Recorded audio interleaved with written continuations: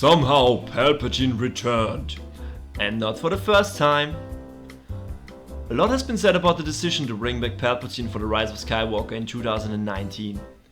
Some people felt he was shoehorned in and bringing him back undermined Vader's sacrifice. Some thought it made sense to end the Skywalker saga against the big bad of the first 6 movies. Now I am firmly in the camp of people who dislike the mere idea of Papa Palp showing up again. That is in part because I wanted Kylo Ren, the more interesting villain, to be the big bad of the last movie, and in part because I never liked the concept of resurrecting him in the first place. But it happened, and as such I felt like I might as well give Dark Empire a shot after all these years. So I went ahead and finally read it earlier this year. For those who don't know, Dark Empire and subsequently Dark Empire 2 and Empire's End, no, not that one, was a trilogy of comics that resurrected Palpatine back in the early 90s, and it shares a lot of similarities with The Rise of Skywalker. So let us compare them! I'll start with The Rise of Skywalker since it's more recent and there's little to explain really.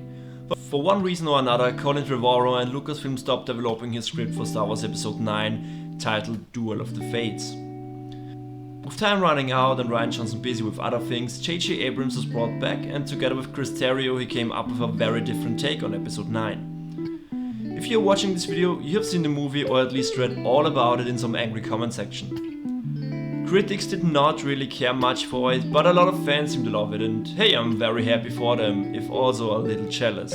I like enjoying things and I'd really like to enjoy this as well, but hey, it is what it is.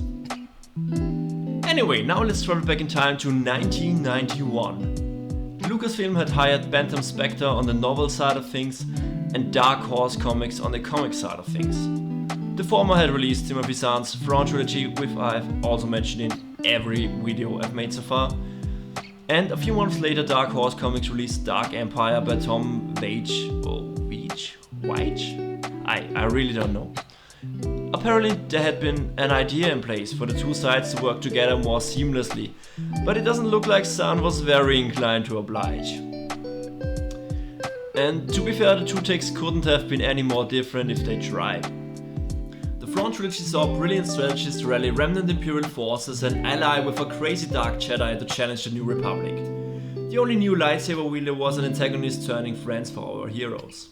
Dark Empire saw Palpatine clone create a massive army hidden in the deep core of the galaxy with massive new ships, super weapons, dark side infused technology, and the number of lightsaber wielders on both sides exploded in the following 2 books. It was quite frankly very cartoonish. While the Dark Empire trilogy certainly had its fans, it was quickly clear that the approach of the Thrawn trilogy was generally preferred by most fans, and Dark Empire became this thing that was barely acknowledged really.